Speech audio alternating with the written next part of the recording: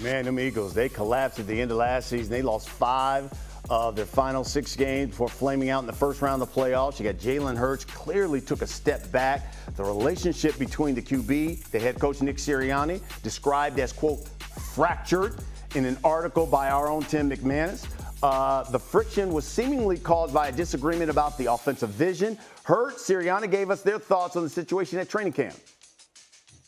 The only way to get better is to really look through the things that you felt like you messed up and get better at them, right? But it starts with the humility to say, I messed this up. Jalen and I are in a really good place. Every relationship that you have needs work with everybody, and we've always continued to try to work at that. My natural nature is to block out the external factors because I think it comes a point where sometimes you question so much and the negativity becomes redundant. So this team is one of those teams that's going to do that, especially with the things that we've been able to experience. And it was a time of development for us, and that's something we learn from. Hey, look who's joined the fun. EJ Manuel joins us now here on First Take. And, you know, I think it's interesting, EJ, because Jalen Hurts also went to the former Giants DC coordinator, Wink Martindale, called him during camp and said, hey, what did you see? What were the flaws of this Eagles offense? Which is something that surprised a lot of folks. Do you believe this situation between Hurts and Sirianni, big deal? No big deal. What do you think? Brian, it's not a big deal at all, man. I've actually talked to some people in Jalen's camp, and they said he and Coach Sirianni are better than ever. And there's a lot of growth that goes on when you have a franchise quarterback, when you have a team that plays for a Super Bowl, and when things don't work out the following year. Now, they did start off on a great start, go 10-1, and then just down the down stretch, an early exit in the playoffs, and then going 1-6. Everybody's going to be upset. Everybody's going to be frustrated. But ultimately, you bring in a new offensive coordinator. Kellen Moore, I think, is going to help unleash some things within this offense. And again, on third down, they were blitzed more than anybody in the NFL. So as a quarterback, it's really hard to process that way, and you're going to have some frustrations and some ups and downs. So I just believe when you bring in a running back also like Saquon Barkley, take off some of the edge and also can help in protection for Jalen, they're going to be fine this year. We all love EJ. So I'm not trying to disagree with him, but I am. only because when the question of is this a big deal, I have no doubt that the Eagles will be better this year because, frankly, it cannot be worse because of how they finished that season with a whimper, right, despite starting 10-1. But it is a big deal because right now, Nick Sirianni is on the hot seat. So you can't tell me the head coach is on the hot seat, but it's not what happened last year and that collapse isn't a big deal. And the reason it is a big deal is because 2 years ago, this team was in the Super Bowl. And at the end of last season, everybody's looking around like, is Nick Sirianni still going to be the coach of this football team? We were waiting for any acknowledgement like, yes, he will be back. People in Philly did not want him back. I think him and Jalen will be better going forward. But make no mistake, if this season, if they falter to start, if they falter to end, we will be looking back at last year and saying, they couldn't finish last year, and they couldn't finish this year.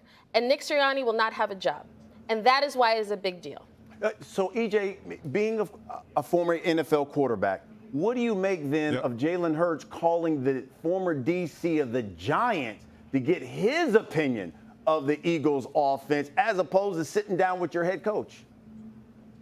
Well, if I'm an Eagles fan, I'm excited about that because it shows that Jalen cares. Yes. I mean, if you try to figure out – you can't beat your opponent unless you know your opponent. And now that, Wink Martindale is at the Michigan Wolverines, I mean, there's no harm in calling him and asking him, hey, man, how did you guys attack us on third down? How did you view us as a first down team? How did you view us as far as the things and philosophies that we had as an offense? And so if I'm a fan, I like what Jalen did. But, again, going back to what Kimberly's saying, the reason I don't think it's a big deal is because every coach and player has some friction. Whenever things go down, if things go south, you have an early exit in the playoffs, you're going to have some friction. You're not going to agree with maybe what the coach is calling, and the coach isn't going to agree with you. But that's why I think when you bring in Kellen Moore, now he's going to be the play caller, kind of help the lines of communications just have to be free. And I feel like that's going to be cleaned up for Jalen with Kellen Moore as OC.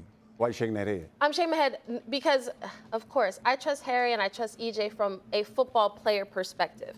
I come from the perspective as somebody who sits with front office people, who sits with players, and actually gets the real story, right? Not just what is said at the podium. What we saw last year in Philly something went terribly wrong for you to be 10-1 and to finish the season the way you did. And for Nick Sirianni, for Jalen Hurts, the type of leader he is, for the veterans they have in that locker room, to not be able to fix that before the season ended is a big problem. The fact that there are new coordinators a year after there were new coordinators is a problem.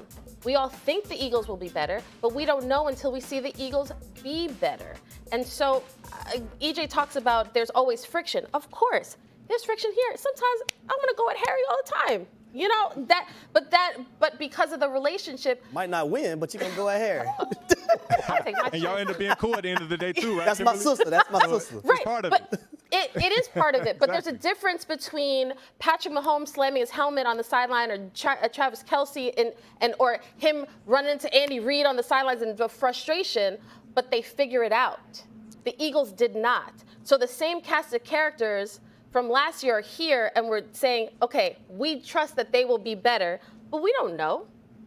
But I would say this, though, and for Nick Sirianni, I put some of those pieces on him, right? Because there were a time after one of the games where he went to the podium and was like, I don't know what's going on. I haven't figured that out. Bro, that's what you get paid to do. Yes. That's your job as the head coach, to figure out the issues.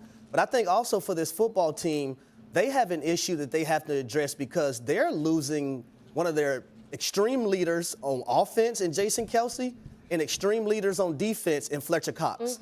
They need to figure out who those guys are going to be moving forward, and I want to know who's going to take on that onus to be the leader for the Philadelphia Eagles on both sides of the ball moving forward. You would think it would probably be a quarterback then, EJ. And a couple of seasons ago, we were talking about Jalen Hurts as the MVP. In your opinion right now, Jalen Hurts, top 3 quarterback in the NFC, in your opinion? Well, right now, no, based off what we saw last season. But I think he has the ability to be, again, a top 3 quarterback in the NFC. Look, again, this team is a year removed from playing for a Super Bowl. And, in fact, I felt like he did play better than Patrick Mahomes in that Super Bowl. The Chiefs just won. And so, ultimately, it's not like Jalen has regressed in the sense of who he is as a quarterback.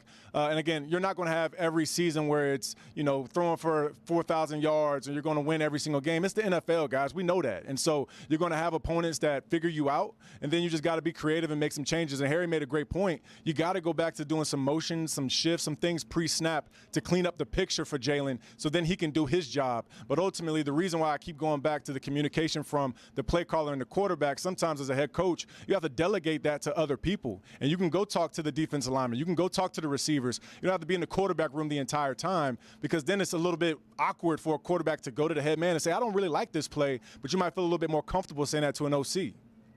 What do you think? Top 3 quarterback in the NFC? In 2023, no, he was not. And that's just evident. In 2022, he was the best quarterback in the NFC. But what we know about the league is that rent is due every single year. We can't live off what you did 2 years ago or what you did 3 years ago. The way Jalen Hurts played in 2023, he was not a top 3 quarterback in the NFC conference. He was 30th rated in play action passing last season with 83.6. That was his rating. In 2022, he was 106.2.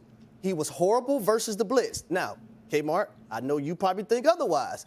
But to me, last season, he was not a top 3 quarterback in the NFC conference.